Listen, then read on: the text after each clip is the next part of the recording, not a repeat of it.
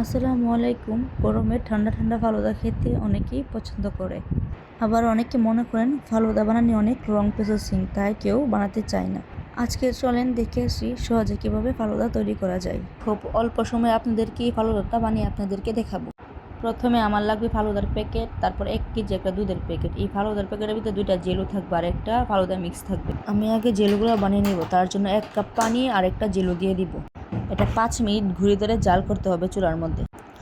সুন্দর করে এটা নাড়াচাড়া করে বারবার নাড়াচাড়া করতে হবে, তা না হলে নিচে দিয়ে লেগে যাবে। আমার এই জেলোটা রেডি, এখন আমি ঢেলে নিব। এখন আরেক পাত্রে সেম প্রসেসিংয়ে এটাও জাল করে নেব 5 মিনিট।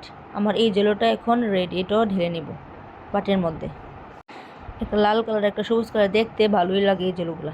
এখন দুধটা ঢেলে বলক ওঠার অপেক্ষা। দুধ বলক উঠে গেলে আমি ফালুদা মিক্সের প্যাকেটটা ঢেলে দিব। এটা দিয়ে ভালো করে নাড়াচাড়া করতে হবে, অনবরত নাড়াচাড়া করতে হবে, তা না হলে নিচে দিয়ে লেগে যাবে। এটা সবাই জানে, নিচে দিয়ে লেগে গেলে কোনো জিনিসের মজা থাকে না।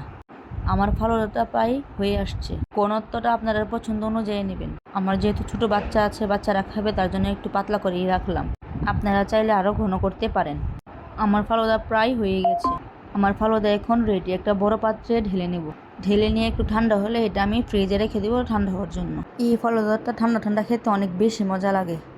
এখন এটা আমি ফ্রিজে রেখে দেবো, বাকি ফল ফ্রুটগুলো কেটে নেব। এখন জেলুগুলো আমি কেটে নিয়েছি।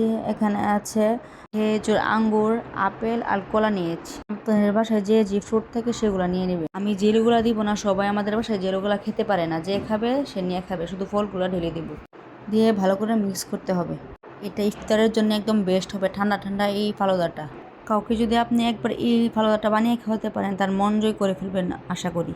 আমাদের বাসায় সবাই অনেক পছন্দ করে এই ফালুদাটা, বিশেষ করে আমার হাতের। খেলা দেখতে কতটা লোভনীয় হয়েছে। আমার এই রেসিপিটা ফলো করে আপনারাও বাসায় বানিয়ে নিতে পারেন এই ফালুদাটা। যারা নতুন তাদের জন্য অনেক উপকৃত হবে এই ভিডিওটা।